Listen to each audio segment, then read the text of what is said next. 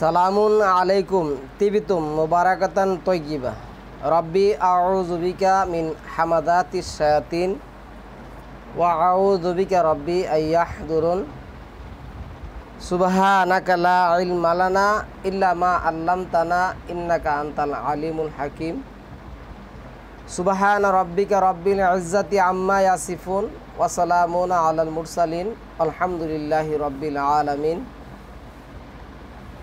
সম্মানিত মুসলিম ভাই বোনেরা, আমন্ত্রণ জানাচ্ছি আজকের একটি টপিক দেখার জন্য। আমার আজকের টপিকটা হলো প্রচলিত হাদিস বনাম সন্ত্রাসবাদ। প্রচলিত হাদিস বন্ধ না হলে সন্ত্রাসবাদ বন্ধ হবে না। কারণ প্রচলিত হাদিস হলো 31-6 নম্বর অনুযায়ী মানব রচিত অসার বাক্য। এই প্রচলিত হাদিস সম্পর্কে মহান আল্লাহ অসংখ্য কথা বলছেন কোরআনে। 39 নম্বর সূরা 23 নম্বর আয়াতের মধ্যে আল্লাহ যেটা বলছেন, আল্লাহু নাজ্জালা আহসানুল হাদিস, আল্লাহ নাজিল করেছেন উত্তম হাদিস। আর আমরের ব্যাপারে 54 নম্বর সূরার 5 নম্বর আয়াতের মধ্যে আল্লাহ যেটা বলছেন, জালিকা আমরুল্লাহ। এখানে সম্মানিত ভিউয়ার্স, আল্লাহর আমর, তারপরে আপনার 65 নম্বর সূরার 12 নম্বর আয়াতের মধ্যে যেটা আসছে, সমস্ত আমরই মহান আল্লাহর দরবার হতে কি হয়, নাজিল হয়। তো আমি আজকে আপনাদেরকে বক্তব্য শুরুতে একটা প্রচলিত হাদিসের আলামত দেখাবো। আলামত তো চিনেন, আলামত দেখেন, আমি দেখাচ্ছি। এই যে প্রচলিত হাদিসের আলামত, এদের হাদিস বন্ধ না হলে সন্ত্রাসবাদ বন্ধ হবে না। হতে পারে অনেকে অনেক ধরনের মন্তব্য করতে পারবেন, অনেক ধরনের কথা বলতে পারবেন। আমি এর বিরুদ্ধে একটাই বলবো, দেখুন মহান আল্লাহ যেটা বলছেন, ওয়ালা তাকুলু আলাল্লাহি ইল্লাল হক, তোমরা আল্লাহ সম্পর্কে কি বলবে না, সত্য ছাড়া মিথ্যা কোনো কিছু রচনা করবে না। আমার মনের মধ্যে খুবই একটি বিশাল একটি কষ্ট লেগছে এই প্রচলিত সন্ত্রাসবাদ হাদিস বর্ণনাকারীদের হাদিস শুনে। দেখুন এখানে বাপ বেটা দুইজনই আছে, আমি দেখাচ্ছি। এই যে আমি হাদিসটা আপনাদেরকে শোনাচ্ছি, আপনারা হাদিসে শুনুন, তারপরে আমরা আসি এখানে।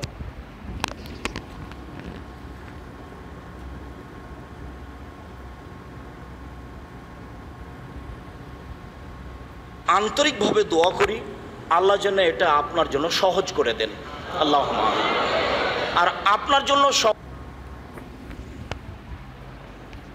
দোয়া করার মালিক আল্লাহ। যদি আপনি সরাসরি আয়াত দেখুন, 3 নম্বর সূরার আল ইমরানের আয়াত দেখুন, তারপরে 22 নম্বর সূরার আয়াত দেখুন। এনে কি আসছে, রব্বি আন্নি মুকিমাস সালাত অমিন যুররিয়াতি রব্বানা ওয়া তাকাব্বাল দোয়া। দোয়া কবুলকারী, দোয়া করারকারী আল্লাহ। আল্লাহ যেটা বলছে, তোমরা আমাকে ডাকো। এই যে 41 নম্বর সূরার যে আয়াত আসছে, 60 নম্বর আয়াতের মধ্যে, 40 নম্বর 60 নম্বর আয়াতের মধ্যে, ওয়াকালা রব্বুকুম উদউনি, তোমরা আমাকে ডাকো, আমার কাছে চাও, আমি তোমাদের চাওয়া কবুল করব। এই কবুল শব্দটার আরবি যদি করুন তাহলে হবে দোয়া। এইখানে তো ও দোয়া করবে, ওই কে দোয়া করার, ও তো আল্লাহর কাছে কি চাবে, ক্ষমা চাবে। ও দোয়া করার কে বলেন তো দেখি। আচ্ছা দেখুন, এরপরে যাই হোক, সহজ হবে ইনশাআল্লাহ, এই জন্য যে রাসূল সাল্লাল্লাহু আলাইহি সাল্লাম বলেছেন, রাসূল সাল্লাল্লাহু আলাইহি ওয়াসাল্লাম বলেছেন। দেখুন, আমি বারবার একটা কথা বলি, রিসালাত থেকে রাসূলটা আসছে, রিসালাত থেকে রাসূলটা আসছে। এটা যদি আপনি 33 নম্বর সূরার 39 নম্বর আয়াত দেখেন তাহলে পাবেন। রাসূল এটা হলো আল্লাহ তাআলার মহান, আল্লাহ সুবহানাহু ওয়া তাআলার একটা সিরাত, যেটা আমরা কোরআনকে বলি সিরাত গ্রন্থ। এটা প্রচলিতভাবে আমরা সমাজের মধ্যে আমরা এই যে রাসূল শব্দটা ব্যবহার করি মুহাম্মদের ক্ষেত্রে। এই মুহাম্মদ একজন ব্যক্তি, পার্সন। এই মুহাম্মদের উপর এই রিসালাতটা কি হয়েছেন, অর্পণ হয়েছেন। এখন রাসূল সাল্লাল্লাহু আলাইহি সাল্লাম, এই সাল্লাল্লাহু আলাইহি সাল্লাম আল কোরআনে এই শব্দটা নেই। তাছাড়া আল্লাহ যেটা বলছেন, ইন্নাল্লাহা ওয়া মালাইকাতাহু ইউসাল্লুনা আলান নবী, ইউসাল্লু, সাল্লু এটা ফেল গায়েবের সিগা, খবরে ওয়াহেদ। এখানে আল্লাহ হলেন আমর, তোমরা আমার কাছে সালামুন আলা মুহাম্মদের জন্য কি চাও, অনুগ্রহ প্রার্থনা করো। এটা ইম্পারেটিভ অর্ডার। আচ্ছা, তারপরে আসুন, এখানে আমরা কি বলতেছি যে সাল্লাল্লাহু আলাইহি ওয়াসাল্লাম, রাসূল সাল্লাল্লাহু আলাইহি ওয়াসাল্লাম, রাসূল অর্থ হলো কোরআন। আর সাল্লাল্লাহু আলাইহি ওয়াসাল্লাম কি আল্লাহ ভালো জানেন, আমি জানি না, ওরা জানে। কেন আল্লাহ বলছে সাল্লু, তোমরা আমার কাছে সালামুন আলা মুহাম্মদের জন্য অনুগ্রহ প্রার্থনা করো। এটা ইম্পারেটিভ অর্ডার। এইখানে গ্রামারের ভাষায় সাল্লু যখন সাল্লা হয়, তাহলে এই যে ফেলুর আমর, এই আমর কি হয়ে যায়, মাদি হয়ে যায়। মানে আমরা আল্লাহকে উল্টা অর্ডার করলাম, আপনি মুহাম্মদের জন্য দয়া করেছেন, তা আপনি তো করেন নাই। এরা এই জন্যই আমি আজকে যে টপিকটা আনছি, যে প্রচলিত হাদিস বন্দনা করলে, প্রচলিত হাদিস বন্দনা করলে সন্ত্রাসবাদ কমবে না। কারণ হলো কি জানেন, যারা প্রচলিত হাদিস বলে তারা কিন্তু নবী রাসূলের নাম দিয়ে বলে, আর যারা মুরচিক হয়েছে, যারা কাফের হয়েছে, তারা কিন্তু নবী রাসূলদেরকে গালি দিলেও আল্লাহ যেটা বলছেন, গালি দিও না, ওয়ালা তাসুব্বুল্লাযিনা কাফারু, ওই সমস্ত ব্যক্তিদেরকে গালি দিও না, নিন্দা করো না, যারা আল্লাহ ব্যতীত অন্যের ইবাদত করে। তো ওদের সাবজেক্টটা আলাদা, ওদের ব্যাপারটাই আলাদা। কিন্তু ওরা ধর্মের নামে, হাদিসের নামে, হাদিস আল্লাহ যেটা বলছেন, আল্লাহু নাজ্জালা হাসানাল হাদিস 39-23, আল্লাহ নাজিল করেছেন উত্তম হাদিস। কোরআনের 26টি জায়গায়, 18টি জায়গায় সরাসরি কোরআনকে হাদিস বলে ঘোষণা করা হয়েছে। আল্লাহ বলছেন আল্লাহু নাজ্জালা হাসানাল হাদিস ওমান আস্তাকু মিনাল্লাহি হাদিসা, 4 নম্বর সূরার 87 নম্বর আয়াতের মধ্যে। আবার যদি আপনি এই 66 নম্বর সূরার আয়াত দেখুন, এখানে 44 নম্বর আয়াতের মধ্যে যেটা আসছে, ফাজারনি অমাইয়ুকাযযিবু বিহাজাল হাদিস। এই হাজা দেশরা কি বলছেন, ওনা তো গ্রামার ভালো জানেন, আরবি গ্রামার ওনারে জিজ্ঞাসা করেন আমার এই বক্তব্য গেলে। হাজা ওখানে ব্যবহার করছেন। আল্লাহু নাজ্জালা আহসানুল হাদিস, উত্তম হাদিস। এরপরে বলছেন এটা হাজাল হাদিস, হাজা দিয়েছেন, আপনি কী করছেন, নির্দিষ্ট করে দিয়েছেন। তাহলে সম্মানিত ভিউয়ার্স, কোরআনি হাদিস, হ্যাঁ, রাসূল সাল্লাল্লাহু আলাইহি সাল্লাম, রাসূল অর্থ কোরআন, আর সাল্লাল্লাহু আলাইহি সাল্লাম তার উপর রহমত, মানে কোরআনের উপর রহমত বর্ষণ হচ্ছে।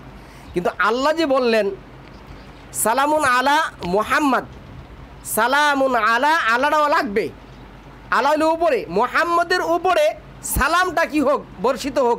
এই সালাম শব্দ আসছে কি 59 নম্বর সূরা হাসরের দেখুন 22-23 নম্বর আয়াতের মধ্যে দেখুন কি আসছে, সালাম। এই সালাম শব্দটার অর্থ হইল আল্লাহর শান্তি এবং নিরাপত্তা। সালামুন আলা মুহাম্মদের উপর কি হোক, বর্ষিত হোক, আল্লাহর শান্তি এবং নিরাপত্তা কোরআনের উপর বর্ষিত হোক, এই কথা কিন্তু আল্লাহ বলেন নাই। আপনাদের কাছে বিষয়টা নতুন লাগতে পারে, খুব মনোযোগ সহকারে জিনিসটা ভাবতে হবে। তারপরে আমি যেটা বলবো, ওনার যে হাদিস, দেখুন হাদিস কি বলছে। এমারা, দায়িত্ব চেয়ে নিও না। ওয়াইন উতিতাহান মাসালাতিন ওকেলতা ইলাইহা, যদি চেয়ে নাও তাহলে তোমার উপরে চাপিয়ে দেওয়া হবে। ওয়াইন উতিতাহান গাইরে মাসালাতিন ওয়াইনতা আলাইহা, আর তোমার উপরে যদি চাপিয়ে দেওয়া হয় তুমি না চাও, তাহলে আল্লাহর পক্ষ থেকে সাহায্য থাকবে। আমরাও অত্র আল্লাহর পক্ষ থেকে দায়িত্ব চেয়ে নিলে আল্লাহর পক্ষ থেকে সাহায্য থাকবে না। সম্মানিত বিয়াস, আমি এই প্রসঙ্গে একটি কোরআনের আয়াত দেখাবো। দেখুন, আমাদেরকে 2 নম্বর সূরা আল বাকারার 136 নম্বর আয়াতের মধ্যে যেটা বলছেন, সমস্ত নবীর প্রতি ঈমান আনতে হবে। ঈমান আনার অর্থ কিন্তু 3টা। তাদের প্রতি ঈমান আনতে হবে এবং তাদের অনুযায়ী আমাদের কি করতে হবে? কাজ করতে হবে, আমল করতে হবে। আচ্ছা, এইখানে কি দেখছেন? পালা জাআলনি আলা হাযাইনিল আরদ ইন্নী হাফিজুন আলিম। সেই ইউসুফ বলল, আমাকে দেশের ধনভাণ্ডারের দায়িত্ব দিন, আমি উত্তম রক্ষক ও যথেষ্ট জ্ঞানের অধিকারী। সম্মানিত ভিউয়ার্স, আমি আপনাদেরকে এই আয়াতটা যদি হইতে পারে, অনেক বলবেন কি এটা তো নবী। দেখুন, আমি বলি নবী কিন্তু মমিন। আল্লাহ মমিনদেরকে সাহায্য করবেন বলছেন, সমস্ত মমিনদেরকে আল্লাহ কী করবেন? সাহায্য করবেন। এইখানে দেখুন, আমি আপনাদেরকে 24 নম্বর সূরার 55 নম্বর আয়াতটা দেখাচ্ছি। এনে কি বলছে দেখুন, 24-55। হ্যাঁ, এই যে দেখুন এখানে আয়াতটা আছে। আল্লাহ কি বলছেন?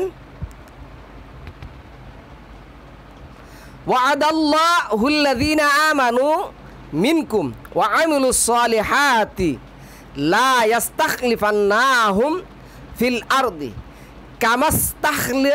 কামাস্তাখলাফাল্লাযীনা মিন ক্বাবলিহিম ওয়া লা ইউমাক্কিন্না লাহুম দীনাহুমুল লাযীর তাদালাহুম। আচ্ছা, এখানে আল্লাহ কি বলছেন? এই যে দেখেন, ক্বাবলিহিম ওয়া লা ইউমাক্কিন্না লাহুম, আমি তাদেরকে যেভাবে কি দিয়েছিলাম রাজত্বের, এই যে তোমাদের মধ্যে যারা ঈমান এনেছে এবং সৎ কাজ করে আল্লাহ তাদের প্রতিশ্রুতি দিয়েছেন যে তিনি তাদেরকে অবশ্যই পৃথিবীতে খিলাফত দান করবেন, অবশ্যই পৃথিবীতে খিলাফত দান করবেন। এটাই বলছেন যে ওয়া'আদাল্লাহুল্লাযীনা আমানু ওয়া আমিলুস সালিহাত, যারা ঈমান এনেছে তারপরে আমলে চলে করেছে আমিলুস সালিহাত, এরপরে গেছে লা ইস্তাখলিফান্নাহুম ফিল আরদি কামা এজহাউ, কামা যেইভাবে আমি তোমাদের পূর্ববর্তী নবী রাসূলদের এবং তাদের কওমেদেরকে কী করছি? দুনিয়াতে প্রতিষ্ঠিত করছিলাম, হিলাফত দান করছিলাম। কামাস্তাখলাফাল্লাযীনা মিন ক্বাবলিকুম, পূর্ববর্তীতে যাওয়া দিয়েছিলাম সেইভাবে আমি তোমাদেরকে কী করবো? দায়িত্ব দিব। তাহলে দায়িত্ব চায়া নিলে কি থাকে না? আল্লাহর রহমত থাকে না। কিন্তু আল্লাহ কোরআনে আমাদেরকে উদাহরণ দিচ্ছেন, তুমি যদি সৎ হও তাহলে কি করবে? দায়িত্ব চায়া নিবে। আল্লাহ দায়িত্ব চায়া নিতে বলছেন। এই যে 28 নম্বর সূরার যে আয়াতগুলি যদি আপনি পড়েন, এই কাসাসের আপনি 26 থেকে যদি পড়েন, দেখেন কি আসছে 28-26 থেকে যদি পড়েন, দেখুন এনে কি আসছে। উপরের অংশটা আপনারা জানেন, এর আমি এই জায়গা থেকে পড়ি। স্ত্রীলোক দুটি একজন বলল, হে পিতা, পারিশ্রমিকের বিনিময়ে তাকে নিযুক্ত করুন, আপনি যাদেরকে মজুরি নিযুক্ত করবেন তাদের মধ্যে উত্তম যে শক্তিশালী বিশ্বস্ত। এই লোক কি? তাদের মধ্যে উত্তম এবং শক্তিশালী বিশ্বস্ত। সালামুন আলাহ মুসার কথা এনে আসছেন। আচ্ছা, সে বলল আমার এই কন্যাদ্বয়ের একজনের সঙ্গে তোমার বিয়ে দেওয়ার আমি ইচ্ছে করেছি, এই শর্তে যে তুমি 8 বছর আমার কাজ করে দেবে, আর যদি 10 বছর পূর্ণ করো সেটা তোমারই ইচ্ছাধীন, আমি তোমাকে কষ্টে ফেলতে চাই না। আল্লাহর ইচ্ছা করলে তুমি আমাকে কিভাবে সৎ কর্মপরায়ণ পাবে, এই কথাটা বললেন। আচ্ছা, এরপরে দেখুন আয়াতে কি করছে। মুসা বললেন, মুসা কি বললেন, আমার ও আপনার মধ্যে এই চুক্তি রইল, আমি দুটি মেয়াদের যে কোনোটি পূর্ণ করি না কেন আমার বিরুদ্ধে কোনো অভিযোগ করা হবে না। আমরা যে কথা বলছি আল্লাহু আলা মানাকুল ওয়াকিল, আল্লাহই ভাবে সাক্ষী, আমাদের দুজনের মধ্যে কী থাকবে, আল্লাহ সাক্ষী থাকবে। তাইলে দায়িত্ব নিতে হবে আল্লাহকে সাক্ষী রেখে, আল্লাহকে জেনে বুঝে, মানে কোরআনকে জানতে হবে, বুঝতে হবে। তাই এইভাবে আপনি কি করবেন, দায়িত্ব নেবেন। আপনার দায়িত্ব চাওয়ার অর্ডার আল্লাহ করছেন, উদাহরণ আল্লাহ দিছেন, মাসাল দিছেন কোথায়, 10 নম্বর সূরা 12 নম্বর সূরার 55 নম্বর আয়াতের মধ্যে।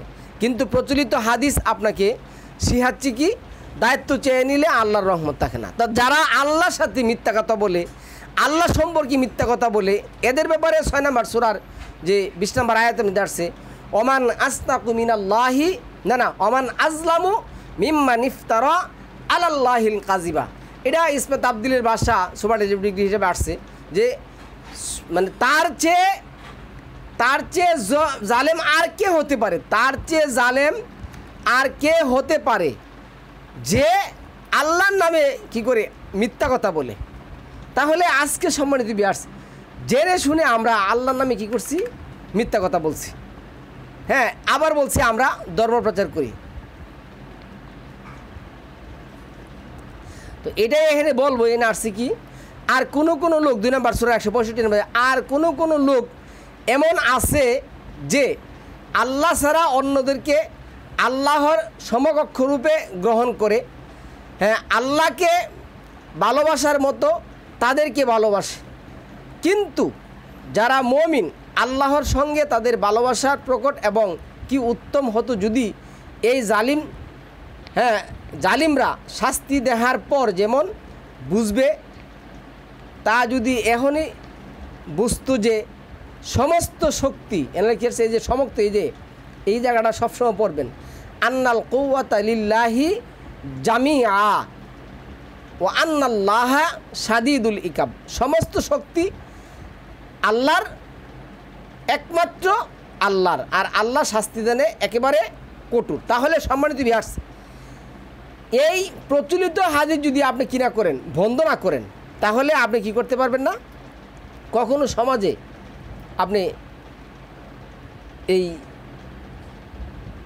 আল্লাহর দিন প্রতিষ্ঠিত করতে পারবেন না। তো আল্লাহর দিন প্রতিষ্ঠিত না হলে, আল্লাহ যেটা বলছেন 42 নম্বর সূরার 13 নম্বর আয়াতে 15 নম্বর আয়াতের মধ্যে, আন আকিমুদ্দিন ওয়ালা তাতাফাররাকু, তোমরা দিনটা জমিনে কি করো, প্রতিষ্ঠা করো। এটার মধ্যে কি করবে না, দলাদলি সৃষ্টি করবে না, মতনৈক্য মতভেদ সৃষ্টি করবে না। আজকে আমরা তাই করা শুরু করছি। আল্লাহ আমাদেরকে এই সমস্ত জালেমবাজদেরকে থেকে বোঝার তৌফিক দান করে, আমরা যেন তাদের কাছ থেকে দূরে থাকতে পারি। এখন এই কাজগুলি আমাদের করতে হবে সম্মানিত ভিউয়ার্স। তো আমরা আজকে যেই লেখাটা এনে লিখছিলাম যে সর্বস্তর থেকে দুর্নীতি কিভাবে বন্ধ করবেন, 5 নম্বর সূরার 50 নম্বর আয়াতের মধ্যে আল্লাহ যেটা বলছেন যে তারা জাহিলিয়াতের সমাধান চায়, যারা আল কুরআন থেকে কথা বলে না, আল কুরআনের রেফারেন্স ওরা কি করে না, দেয় না, তারা সালামুন আলা মুহাম্মদের অনুসারী নয়। কেননা সালামুন আলা মুহাম্মদকে যে কথাটা বলছেন 6 নম্বর সূরার 149 নম্বর আয়াতের মধ্যে, তুমি বলো কুল ফালিল্লাহিল হুজ্জাতিল বালেগা, সমস্ত দলিল, সমস্ত মানে চূড়ান্ত ভিত্তিক দলিল হলো কি আল্লাহর দলিল কি করতে হবে, ব্যবহার করতে হবে। তাহলে সম্মানিত ভিউয়ার্স, এই যে রাজনীতি, দুর্নীতি, হ্যাঁ, নীতি শব্দটা কিন্তু খুব ভালো একটা জিনিস। 3 নম্বর সূরা 82 নম্বর আয়াতের মধ্যে দেখবেন, এটা বিধান। নীতি শব্দের অর্থ বিধান। কোরআনকে হ্যাঁ না মানা, কোরআনকে না মানাই সর্বোত্তম দুর্নীতি, আবার কোরআন মানাই সর্বোত্তম নীতি। আল্লাহ প্রদত্ত বিধান না মানাই দুর্নীতি। এটা 49 নম্বর সূরার 13 নম্বর আয়াতের মধ্যে আল্লাহ যেটা বলছেন, এইখানে আল্লাহ যে কথাটা বলছেন যে মহান আল্লাহর কাছে সেই ব্যক্তি উত্তম যে তার আমলে উত্তম। এখানে আল্লাহ 4 নম্বর সূরার 1 নম্বর আয়াতের মধ্যে বলছেন তোমরা আল্লাহকে ভয় করো। 49 নম্বর সূরার 9 নম্বর আয়াতের মধ্যে সালামুন আলাইহি মুহাম্মদ বলল আমি একজন স্পষ্ট সতর্ককারী মাত্র, আমার কাছে এই কোরআন কি করা হয়, ওহী করা হয়, আমি কোরআন দিয়েই তোমাদেরকে কী করি, সতর্ক করি। তাহলে সালামুন আলাইহি মুহাম্মদ 6 নম্বর সূরার 19 নম্বর আয়াতের মধ্যে একই কথা বলছেন যে আমি কোরআন দিয়ে তোমাদেরকে কী করি, ওহী করি। এই যে 21 নম্বর সূরার 45 নম্বর আয়াতের মধ্যে এই কথাই আসছে। 10 নম্বর সূরার 15 নম্বর আয়াতে যদি আপনি পড়ুন তাহলে এইখানে দেখবেন যে মহান সালামুন আলাইহি মুহাম্মদকে আল্লাহ কি বলতে বলছেন, তুমি বলো এই বিধানের মধ্যে আমার কোনো কিছু যোগ বা বিয়োগ করার এখতিয়ার নেই। 18 নম্বর সূরার 27 নম্বর আয়াতের মধ্যে আল্লাহ বলছে যে আল্লাহর বাক্য পরিবর্তনকারী কেউ নেই। তারপরে 26 নম্বর আয়াতের মধ্যে যে কথাটা আসছে আল্লাহ তার বিধানের সাথে কাউকে অংশীদার করেন না। তারপরে আপনার 29 নম্বর সূরার 45 নম্বর আয়াতের মধ্যে আল্লাহ যেটা বলছেন তুমি যাই পাঠ করবে তোমার রব কিতাবের মধ্যে যা করে ওহী করেছে তা থেকে পাঠ করবে। 7 নম্বর সূরা 70 71 নম্বর আয়াত দেখুন, আবার 51 19 নম্বর আয়াত দেখুন, এটি উত্তরাধিকার আইন দিতে হবে। আচ্ছা যাই হোক, এইখানে আমরা যে কথাটা বলবো শেষে আমরা বাড়াই এমনি অনেক বড় হয়ে গেছে। সম্মানিত ভিউয়ার্স, আমাদের যেই কথা কাজটা করতে হবে কোরআন ভিত্তিক 8 নম্বর সূরার 41 নম্বর আয়াত হুমুস পরিশোধ করতে হবে। কোরআন ভিত্তিক 5 নম্বর সূরা 33 নম্বর আয়াত অনুযায়ী যে ব্যক্তি আল্লাহ এবং আল্লাহর রাসূলের সাথে কি করে মিথ্যা কথা বলে, আরে আল্লাহ বলছে দায়িত্ব চায় নেও, আল্লাহকে ওকিল মনে করে তারা বলতেছে যে এই সমস্ত সন্ত্রাসগুলি বলতেছে যে না দায়িত্ব চায় নিলে আল্লাহর রহমত থাকবে না, আল্লাহ রাজি খুশি থাকবে না। 4 নম্বর সূরা 105 নম্বর আয়াতের মধ্যে আল্লাহ যেটা বলছেন যে তুমি তাদের মধ্যে কোরআন দিয়ে বিচার কাজ ফয়সালা করবে। তাহলে এই আয়াতগুলি সম্মানিত ভিউয়ার্স আল্লাহ আমাদেরকে দিয়েছেন, আমরা বোঝার চেষ্টা করব। আল্লাহ বলছেন 6 নম্বর সূরা 115 নম্বর আয়াতের মধ্যে যে অতাম্মাত কালিমাতু রাব্বিকা সিদকা ওয়া আদলা লা মুবাদ্দিলা লিকালিমাতিল্লাহ। তারপরে 16 নম্বর সূরার যে আপনার 90 নম্বর আয়াত আসছে, মহান আল্লাহ এনে কী বলছেন, আল্লাহ ন্যায় নীতি প্রতিষ্ঠা করতে চান। তাহলে সম্মানিত ভিউয়ার্স আমাদের যা কিছু করতে হবে আল কোরআন ভিত্তিক কোরআন থেকে করতে হবে। কোরআনের নামে মিথ্যা কথা বলা যাবে না, কোরআনের নামে মিথ্যা কথা বলা যাবে না। এই হাদিসের নামে যে দুর্নীতি তারা করে এই দুর্নীতি কী করতে হবে, আমাদের দূর করতে হবে। আমরা অন্যদিন আরেকটি টপিক করবো ইনশাআল্লাহুল আজিজ কোরআন ভিত্তিক। আমরা আজকে এই শেষ করবো। সালামুন আলাইকুম তিবিতুম মুবারাকাতান তৈয়িবা।